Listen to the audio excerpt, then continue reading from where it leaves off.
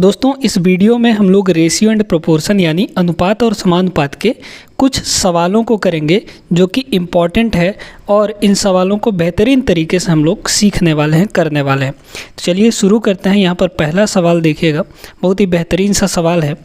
ए, B एवं सी एक धनराशि को क्रमशः 1/2, 1/3 एवं 1/4 के अनुपात में बांटा जाता है। ठीक है, बी जितना पाता है ए उससे 400 अधिक पाता है। संपूर्ण धनराशि यानी टोटल यहाँ पर राशि कितना है ये आपको बताना। ठीक है, अगर आपको नहीं पता है ये सारी चीज़ें तो देख लीजिए कैसे करना है, क्या करना है, सब कुछ समझ में आ जाएगा एक ही बार में। यहाँ पर देखिए 3 लोग हैं, है ना, ए, बी और सी हैं। ए है, बी है और सी है। ये 3 लोग हैं, इनके बीच जो धनराशि बांटा जा रहा है उनका रेशियो देखिए कितना कितना दिया गया है, 1/2 है ना। रेशियो कितना दिया गया है, 1/2। फिर बी का रेशियो कितना है, 1/3 और सी का रेशियो कितना है, यहाँ पर 1/4 है। ठीक है, अब यहाँ पर ये बटे के रूप में है तो इसको पहले हम लोग प्रॉपर रेशियो में चेंज करेंगे। तो इसके लिए हम लोग क्या करते हैं, नीचे जो डिनोमिनेटर में है उसका एलसीएम ले लेते हैं। तो 2, 3 और 4 का जो एलसीएम होगा वो 12 आएगा। 12 से सभी जगह मल्टीप्लाई कर देंगे तीनों में। तो देखिए इसमें अगर 12 से मल्टीप्लाई करेंगे तो 12/2 होगा, यानी कि आ जाएगा 6।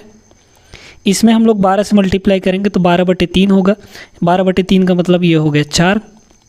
यहाँ 12 से मल्टीप्लाई करेंगे तो 12/4 का मतलब ये हो गया 3। यानी ए, बी और सी का जो प्रॉपर रेशियो था हमारा वो मिल चुका है। अब यहाँ पर देखिए आगे सवाल में कह रहा है बी जितना भी पाता है ए जो है बी से यानी उससे 400 अधिक रुपए पाता है। ठीक है, अब देखिए रेशियो में, देखिए दोस्तों रेशियो में ये बी वाला है, बी को 4 यूनिट मिल रहा है, ए को 6 यूनिट मिल रहा है। यानी कि ए को कितना ज़्यादा मिल रहा है, 2 यूनिट ज़्यादा मिल रहा है ना। इसको 4 ही मिल रहा है, इसको 6 मिल रहा है, 2 यूनिट ज़्यादा मिल रहा है। लेकिन एक्चुअल में ए को कितना ज़्यादा मिल रहा है, 400 रुपये अधिक मिल रहा है। यानी यही 2 यूनिट का वैल्यू आपके पास 400 दिया गया है। तो 1 यूनिट का वैल्यू कितना हो जाएगा बताइए तो भाई, 2 का 400 तो 1 का कितना हो जाएगा, 400/2 यानी कि 200 हो जाएगा। यहाँ तक क्लियर हो गई। संपूर्ण धनराशि, तो देखिए रेशियो में टोटल कितना हो रहा है, टोटल धनराशि 6, 4, 10, 10, 3, 13 है ना, 13 यूनिट हो रहा है। तो भाई 1 का वैल्यू जब 200 है तो आपको टोटल धनराशि निकालनी है ना, यानी 13 यूनिट चाहिए। तो 13 यूनिट की वैल्यू क्या हो जाएगी, 1 का 200 तो 13 का 13 दूना 2600 हो जाएगा। ठीक है, यहाँ तक क्लियर हो गया होगा। यानी कि टोटल जो यहाँ पर राशि है वो 2600 रुपये होगी। डी ऑप्शन करेक्ट हो जाएगा आपका। क्लियर हो गई बात, आगे चलते हैं। देखिएगा यहाँ पर अगला सवाल, रुपये 1980 यानी 1980 रुपये को ए, बी, सी में बांटे गए ताकि ए का आधा भाग, बी का 1/3 भाग और सी का 1/6 भाग बराबर है। तब बी का भाग कितना होगा ये आपको बताना है। ठीक है, देखिएगा कह रहा है कि ए का आधा, क्या कह रहा है, ए का आधा है ना, जैसा कह रहा है प्रश्न वैसा करते जाएंगे। ए का आधा मतलब 1/2, बी का 1/3 मतलब बी का 1/3 ये हो गया, और सी का 1/6 भाग यानी सी का 6 भाग। इस तरीके से हो जाएगा। कह रहा है ये तीनों जो हैं ये बराबर हैं, तो यहाँ पर इन तीनों को हमने बराबर कर दिया। अब यहाँ पर देखिएगा आपको ए, बी और सी का रेशियो चाहिए तब तो हम निकाल पाएंगे, है ना। तो देखिए दोस्तों जब भी ऐसे दिया हो 3 चीज़ें बराबर में, आपको रेशियो निकालनी हो किसका, ए, बी और सी का। तो क्या करते हैं हम लोग, सिंपली कुछ नहीं, बस एक ही काम करना है आपको। ए के मल्टीप्लाई में क्या है, 1/2 है ना। ए के कोफिशिएंट में क्या है, 1/2 है। तो 1/2 को उल्टा कर दीजिए, यानी 2/1 हो जाएगा, मतलब 2 हो जाएगा। तो ए का कोफिशिएंट को उल्टा कर देना है, तो 1/2 का उल्टा 2 हो जाएगा, है ना, रेसिप्रोकल ले लेना है। यहाँ पर बी 1/3 है तो 1/3 को उल्टा करेंगे तो ये कितना हो जाएगा, 3 हो जाएगा। यहाँ पर 1/6 है, 1/6 को उल्टा करेंगे तो 6 हो जाएगा। बस ए, बी, सी का रेशियो आ गया आपके पास, है ना, ये हो जाएगा। बस इतना ही करना है काम आपको। ठीक है, अब देखिए अब यहाँ पर ए, बी, सी तीनों का रेशियो आ गया। अब कह रहा है बी का भाग कितना होगा। तो देखिए टोटल यहाँ पर 1980 रुपये है। तो अगर हम रेशियो में टोटल देखें तो रेशियो में कितना टोटल हो रहा है, 3, 2, 5 और 6, 11 हो रहा है। तो 11 यूनिट का वैल्यू कितना दे रखा है आपको टोटल राशि यहाँ पर 1980 रुपये।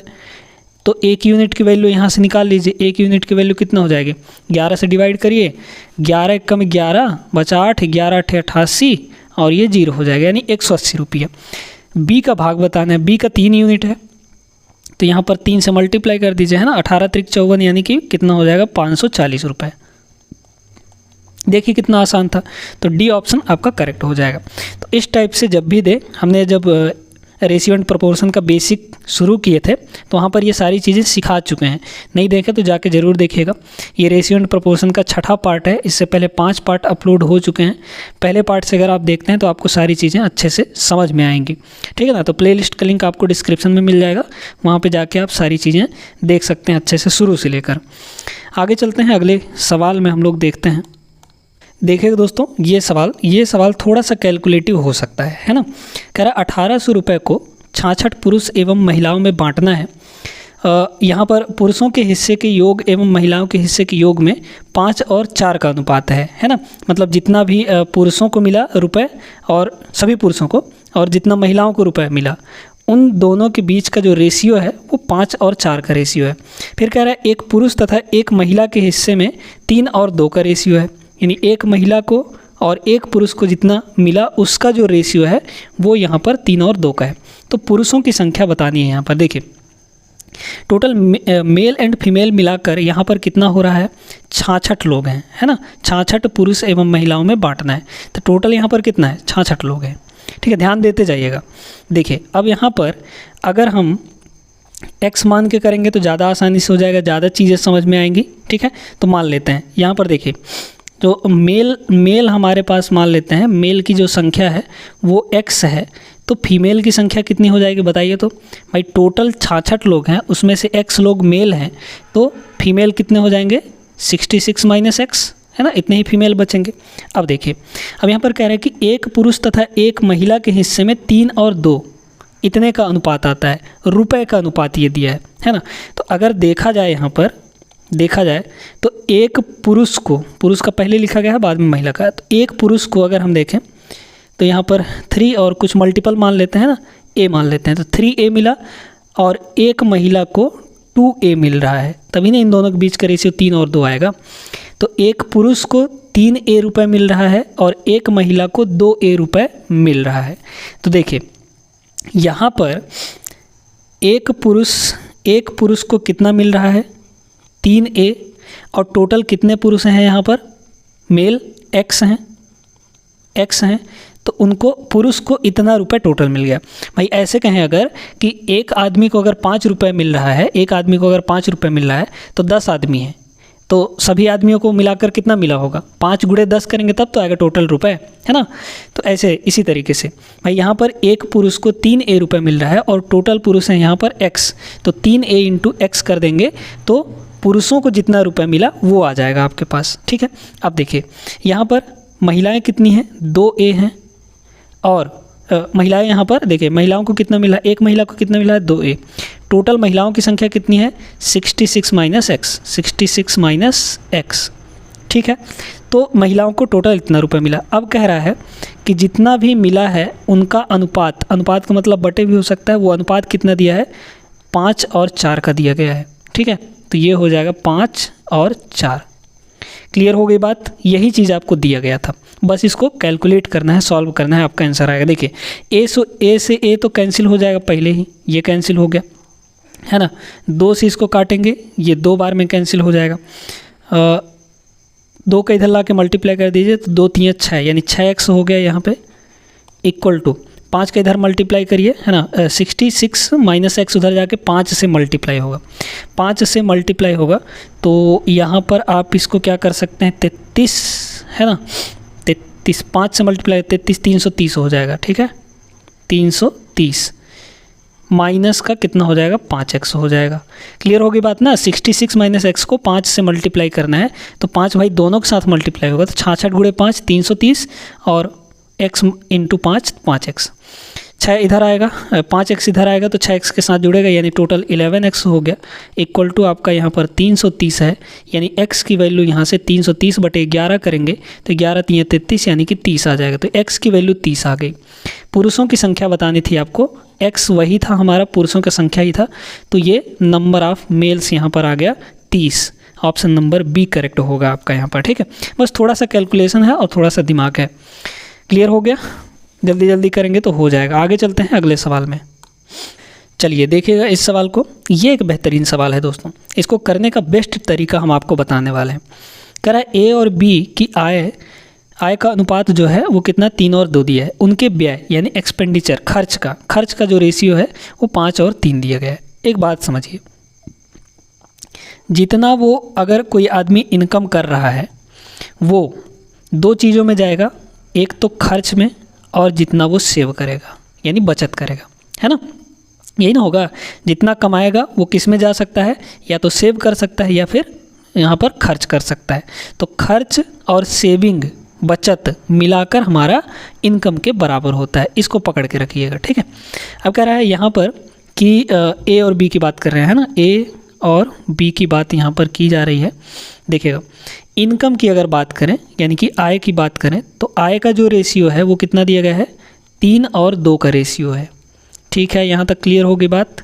फिर यहाँ पर व्यय यानी खर्च, एक्सपेंडिचर का जो रेशियो है वो कितना है, 5 और 3 है, ठीक है। 5 और 3 का रेशियो है। अब देखिए दोस्तों, ये जो भी चीज़ हो रहा है ये किसकी वजह से हो रहा है, यहाँ पर कह रहा है यदि दोनों 200 रुपये बचत करते हैं तब ये रेशियो इतना हो पाता है, ठीक है। याद रखिएगा, इनकम 3 और 2 के रेशियो में आया, वो यहाँ पर 200 रुपये की बचत किए और उनका एक्सपेंडिचर का यानी 200 रुपये बचत किए तब उनके एक्सपेंडिचर का जो रेशियो है वो 5 और 3 आया। दोनों 200 रुपये बचा रहे हैं। तो ए कितना बचा रहा है यहाँ पर, 200 रुपये बचा रहा है। बी भी कितना बचा रहा है यहाँ पर, 200 रुपये बचा रहा है। अब इसको सॉल्व करने के लिए एक्स वाई मान के भी सॉल्व कर सकते थे, लेकिन यहाँ पर बेस्ट तरीका शॉर्टकट बता रहे हैं, सीख लीजिए। इसमें हम लोग क्रॉस मल्टीप्लाई लगाते हैं, ठीक है। देखिएगा, इसका इधर मल्टीप्लाई करिए, इसका इधर मल्टीप्लाई करिए, कितना होगा, 5 दूना 10, 3 तिया 9, है ना। 5 दूना 10, 3 तिया 9, घटा दीजिए तो 10 माइनस 9 करेंगे तो 1 आ जाएगा, ठीक है। यहाँ आया 1, तो 1 की वैल्यू याद रखिएगा कैसे कर रहे हैं, 5 दूना 10, 3 तिया 9, डिफरेंस लेना है आपको, है ना। माइनस भी आ जाएगा, कोई दिक्कत नहीं, आपको पॉजिटिव ही लेना है। जैसे 3 तिया 9 माइनस 5 दूना 10, तो -1 आएगा, लेकिन आपको पॉजिटिव ही वैल्यू लेना है, ठीक है। उधर हो गया, अब इधर करिए, देखिएगा इधर और इधर कितना होगा, 5 दूना 10, 3 दूना 6, है ना। तो 1000 और -600, 1000 - 600 करेंगे तो कितना आ जाएगा, 400 आ जाएगा। तो 1 यूनिट की वैल्यू 400। अब ये जो भी यूनिट यहाँ पर निकल आता है ये हमारा होता है इन दोनों के लिए, नीचे वालों के लिए मत कर दीजिएगा, ये इन दोनों के लिए निकल कर आता है। ये जो वैल्यू निकल कर आया है ना 1 यूनिट की वैल्यू, या फिर जितने भी यूनिट की वैल्यू निकल कर आया वो इन दोनों के लिए आता है, ठीक है। तो यहाँ पर देखिए, आय, ए की आय कितने यूनिट है, 3 यूनिट है ना। ए की आय 3 यूनिट है, तो भाई 1 यूनिट का वैल्यू 400, तो अगर हम 3 यूनिट का वैल्यू निकालना चाहें तो 3 से इसमें गुणा करना पड़ेगा, तो कितना हो जाएगा, 3 गुणा कितना, 400, यानी कितना आ गया ये आपके पास 1200 रुपये।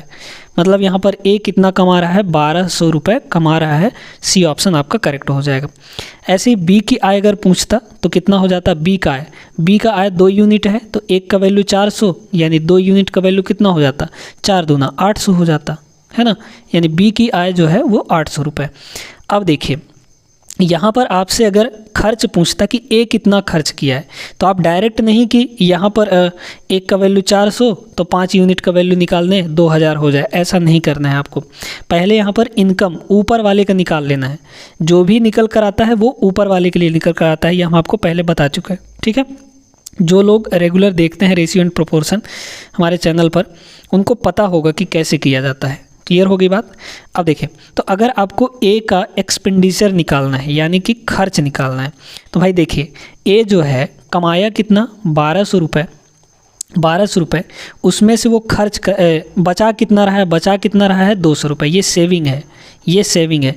ए जो है 1200 रुपये कमाया, इनकम 1200 है, 200 रुपये वो बचाया, मतलब कि खर्च कितना किया वो, तो ए का खर्च कितना निकल जाएगा, ए का एक्सपेंडिचर कितना आ जाएगा, 200 रुपये बचा रहा है ना, यानी कि 1000, ठीक है, 1000 वो यहाँ पर खर्च कर दिया।